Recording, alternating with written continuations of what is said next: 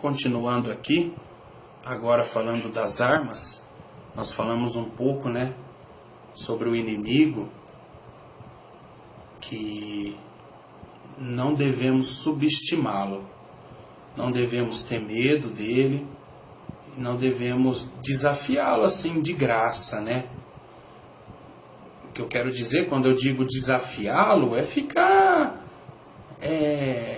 pode vir que eu vou, você vai ver comigo, eu vou pisar na tua cabeça, e não, é desse modo que eu estou falando, desse sentido.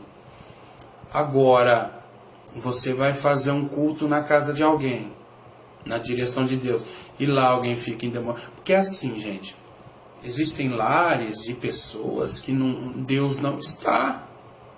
Quem domina ali é o Satanás, é o diabo. Ele instalou ali um sistema ali para destruir a família, que não serve a Deus, não pratica a palavra de Deus, não, né? Então tá ali instalado ali um mecanismo ali, né? Alguns foram acometidos por obra de macumbaria, feitiçaria, bruxaria.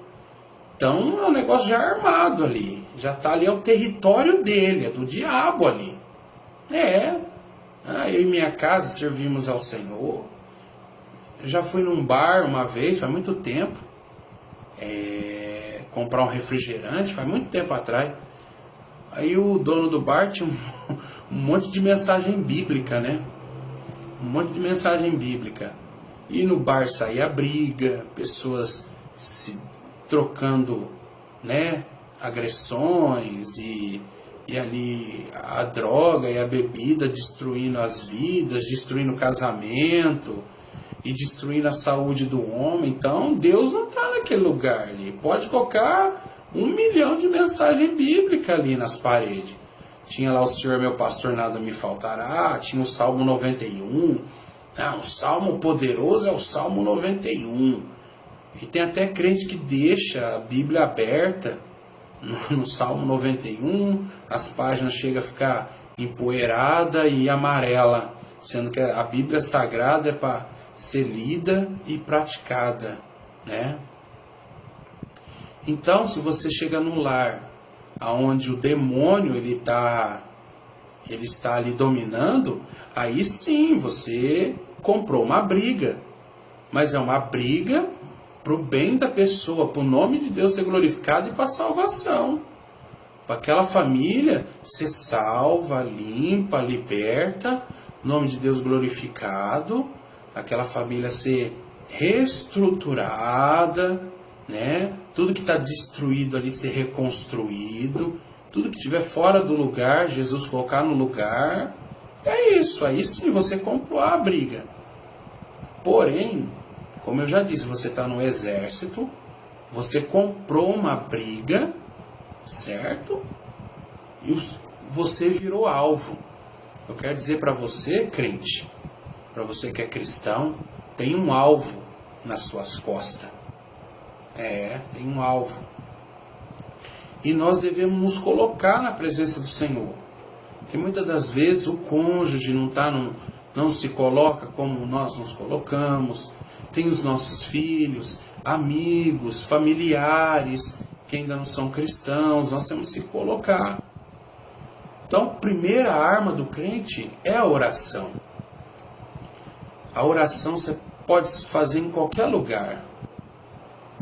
A oração você pode fazer de pé, deitado, você pode fazer, né, sentado. Você pode fazer nessas posições que eu falei.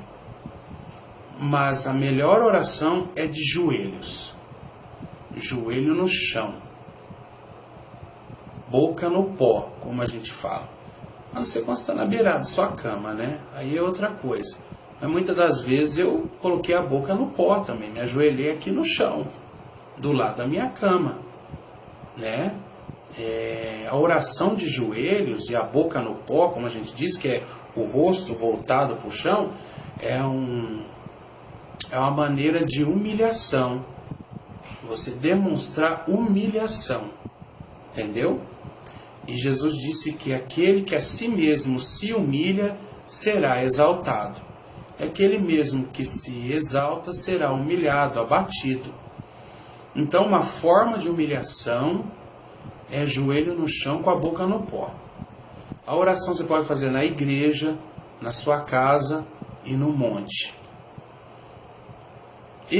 Agora por mim, eu vou falar o meu parecer, tá? A oração na sua casa é uma oração mais íntima. Porque Jesus disse em Mateus capítulo 6, quando orares ao Senhor, fecha sua porta sobre si e fala em secreto, que o teu Deus ouve em secreto, te recompensará publicamente. Então tem coisas que você tem que orar a Deus secreto. É só você e Deus. Então você vai no seu quarto, na intimidade do seu quarto, que você pensa assim, o máximo quem pode ouvir essa oração minha é minha esposa ou meu esposo. Ou você pede licença ao seu esposo ou esposa, fala, olha, eu preciso ter uma intimidade séria com Deus. Eu vou me fechar ali no quarto, tá bom? Estamos combinados? Porque o quarto não é só seu. O quarto também é do seu cônjuge. Então, na sua casa tem que ser tudo em comum acordo. Tá? Não vai fazendo assim, eu estou fazendo uma coisa boa, eu estou orando, é uma coisa boa, você tem que entender. Não, tudo bem, mas é uma coisa boa. Mas com sabedoria, com direção, com prudência, com acordo. Então você vai fechar a porta sobre si no teu quarto. Essa é a oração na tua casa, oração íntima. Certo? A oração íntima. Tá? Só você e Deus. Você começa a oração. Como é a sequência de oração sua, irmão Ronaldo? Eu começo exaltando o nome do Senhor, de joelhos, né? Começa exaltando o nome do Senhor, glorificando o nome do Senhor. E ali você vai começando bem devagar. Você vai falando com Deus. A oração é um diálogo. Você pode conversar, uma oração de filho para pai, de servo para Senhor. Entendeu? Tem vários tipos de oração. Tem oração, tem dia que você faz de servo para Senhor. Uma oração mais fervorosa, né? Uma oração pedindo, intercedendo pelas pessoas. E uma oração de filho para pai, que é mais confidencial. Não é verdade? E a oração é um diálogo. A oração tem que ser inteligente. Você começa exaltando o nome do Senhor. Vou falar o meu jeito de orar, tá? Primeiramente, eu falo com o Espírito Santo de Deus, para ele dirigir as palavras da minha boca. Eu falo para o Espírito Santo colocar as palavras certas, me ensinar as palavras corretas que vai de encontro ao nosso Deus. Uma dica para você fazer uma oração de qualidade, que a oração tem qualidade também, gente, tá? Tem a oração que você, às vezes você está tão cheio de prova, né? Cheio de tribulação, que você não vai e não faz em sequência uma oração, né? Certinha, como eu estou começando a falar aqui. Tudo bem, Deus entende, Ele é o nosso Pai. Mas a Bíblia Sagrada é a nossa bússola, é o nosso guia, a leitura dela que nos ensina a orar. E Jesus disse que o Espírito Santo faria lembrar, né, de tudo que tem ensinado. E como nós aprendemos que Jesus tem ensinado? Através da palavra de Deus, tá? E a oração é um desenvolvimento de todos os dias. Você tem que tomar cuidado, não ficar fazendo oração robótica, tá? Eu estou dando só um padrão aqui, mas depois você vai desenvolver na tua casa. Você começa glorificando o nome do Senhor, pede ao Espírito Santo. eu peço assim, Espírito Santo, coloca as palavras corretas nos meus lábios, que eu possa orar sem hipocrisia, com verdade, satisfazer o que Deus espera de mim. Eu quero, Espírito Santo, fazer uma oração, aquilo, a expectativa de Deus. Que Deus está na expectativa de eu falar o que Ele quer ouvir. Você está entendendo? É assim. Depois eu começo a pedir perdão dos pecados por pensamentos, atos, palavras, olhar, o que você ouviu. Se você cometeu algo mesmo, algum pecado, você confessa a Deus e pede perdão e alcança misericórdia e pede graça para o Senhor para você não fazer mais, não cair novamente no mesmo erro. Se for pecado contra alguém, você ofendeu alguém, aí você tem que pedir perdão para a pessoa. Não adianta pedir, ai Deus, eu pequei contra o irmão lá, me perdoa, Deus. Não é assim que funciona. Você tem que ir lá, pedir perdão lá ao irmão, pedir perdão lá à irmã, tá? Depois você começa o agradecimento, ações de graça. Agradece por Jesus ter te salvado, agradece por Jesus te dar saúde, Jesus ter salvo a tua família, por você ter um lar. Eu agradeço por tudo. Eu falo, Deus, muito obrigado por ter uma cama para dormir, um chuveiro quente para tomar banho. Muito obrigado por não deixar faltar nada na minha casa, alimento, água, força elétrica. Tudo isso agradece a Deus. Eu agradeço a Deus, né? Roupa, calçado, proteger a família, e vai agradecendo ao Senhor. Depois eu começo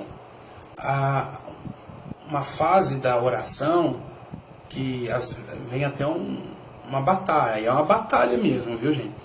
Você começa a repreender demônios, todos os dias tem que fazer isso. Fala, Deus, eu repreendo, não aceito nenhum espírito maligno dentro da minha casa, nem no meu quintal, nem no telhado, nem no forro, em lugar nenhum, nem na minha calçada. Expulsa, repreende em nome de Jesus, macumbaria. Você vai repreendendo em nome de Jesus, vai pedindo para Deus desfazer, envergonhar, armações do diabo, planos do diabo arquitetado contra você e sua família, armações de pessoas também, para Deus frustrar e envergonhar, para Deus mostrar para as pessoas que você serve ela, que você serve a Ele, mostrar a ela que você serve a Deus, Deus envergonhar, frustrar os planos do ímpio contra você. Depois vem a parte de intercessão. Você vai interceder por aquele amigo, amiga, irmão ou irmã, pessoas que estão precisando, que pediu orações por você, oração pela nação, pelas crianças, e vai ali orando, intercedendo, pedindo para Jesus salvar, libertar, vai pedindo ali para Jesus dar graça, para estar salvando as pessoas, para o nome dele ser glorificado. E por último, você vai orar por você. Por último, depois de tudo. Você falou rapidinho, não. Rapidinho não. Não é oração Nissim hoje, não, 3 minutos. Se eu for dobrar meu joelho para orar 3 minutos, eu vou falar a verdade. Eu vou dormir direto aí. 3 minutos, oração. Poxa, fica no Facebook não sei quanto tempo. Conversa com amigo ou amiga de trabalho, de escola, não sei quanto. Arruma assunto onde não tem. Fica no WhatsApp, vai no YouTube e conversa com todo mundo na hora de falar com Deus. Vai falar 3 minutos nesse miojo? Não, é errado isso aí. Errado, não. Não. Eu nem sei se Deus aceita isso aí, viu? Nem sei. Provérbios fala, aquele que vira as costas para os meus mandamentos, até a sua oração é abominável. Tá? A primeira arma é a oração. Só que isso aí você tem que desenvolver um tempo, e pedindo ao Espírito Santo para ir te aperfeiçoando tudo, te moldando. Eu só estou dando aqui um panorama para você. Só estou dando aqui um exemplo aqui para você. Isso aí é você e Deus, tá? A oração na igreja já é também uma oração intercessória, é um negócio que eu tenho comigo. A oração na igreja intercessória, tá? Você vai pedir para Deus abençoar o culto, abençoar cada departamento, os líderes, as líderes, a regente, para Jesus salvar. Fala, Jesus, eu quero muito que o Senhor salve essa noite, o Senhor liberte, expulsa os demônios, levanta o cadeirante, limpa os leprosos. Senhor, faz mesmo aqui, batiza com o Espírito Santo.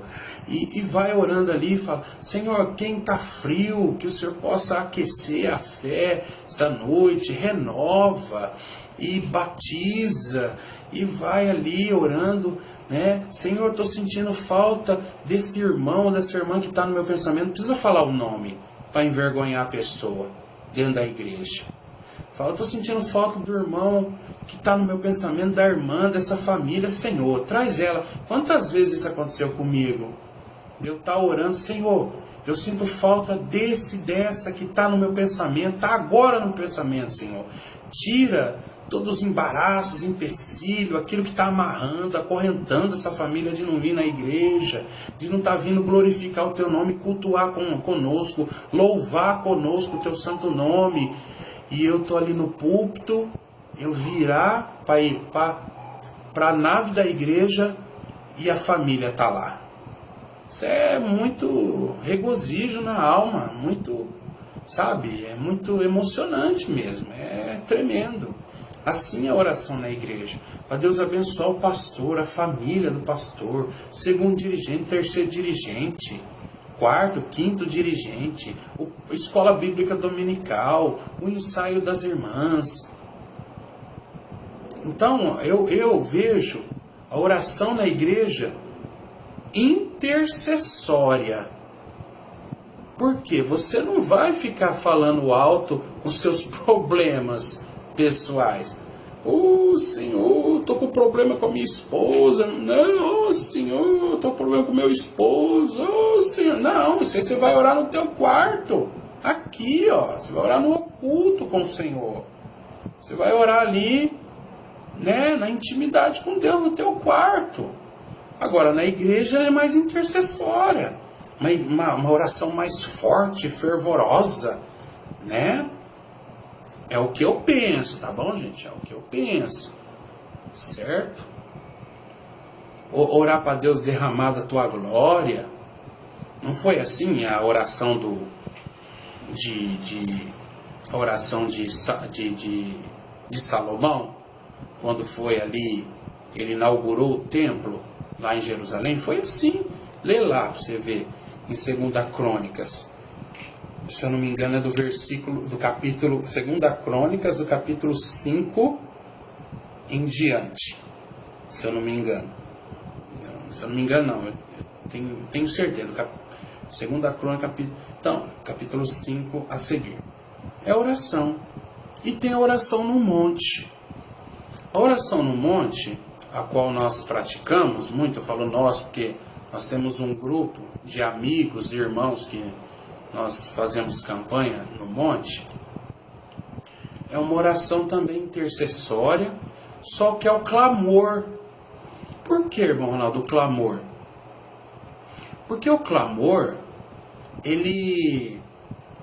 você não vai ficar fazendo clamor na sua casa, porque você pode acordar vizinhos, você pode acordar os seus entes queridos que já está dormindo, ou já está quase pegando no sono. E na igreja, se você fazer o clamor, o que é o clamor, irmão Ronaldo? É a oração mais alta. É uma oração com um volume de voz mais alto.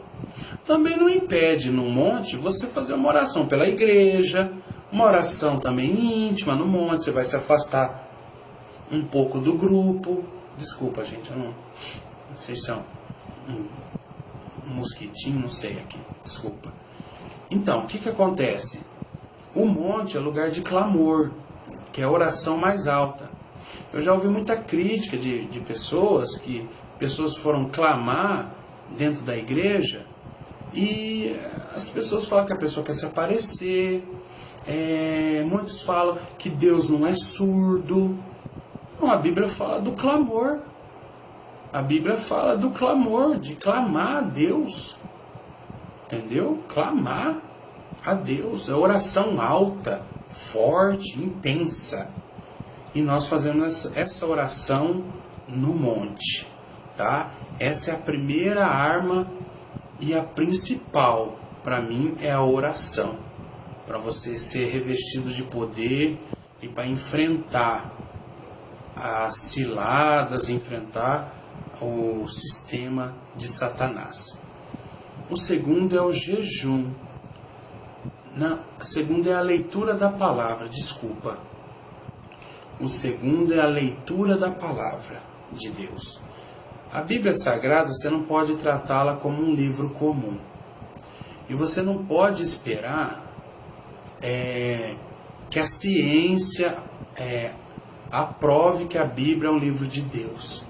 A Bíblia Sagrada você tem que aceitar pela fé a palavra de Deus, tá?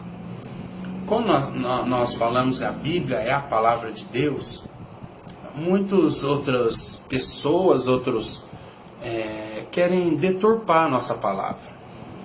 Não, vou dar um exemplo assim.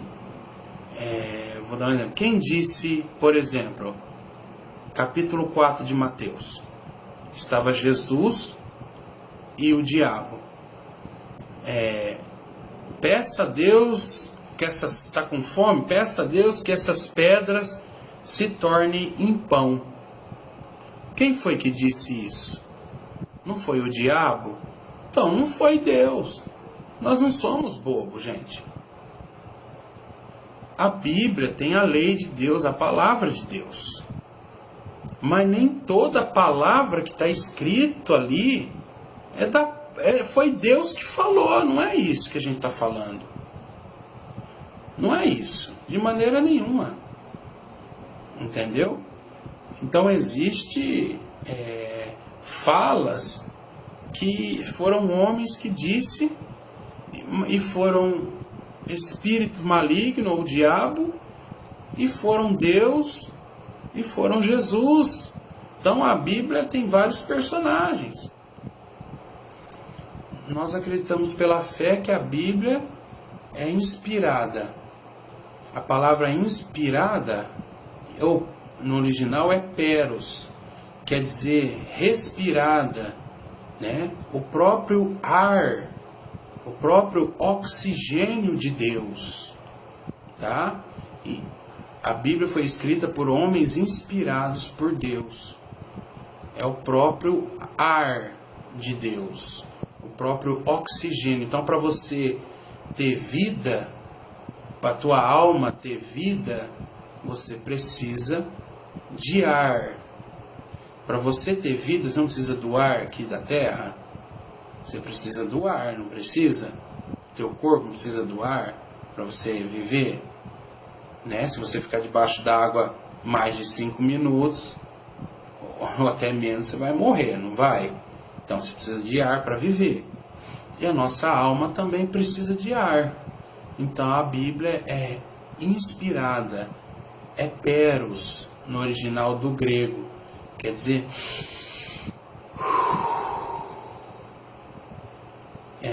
assim, Deus respirando e inspirando homens a escrever a palavra dele, certo?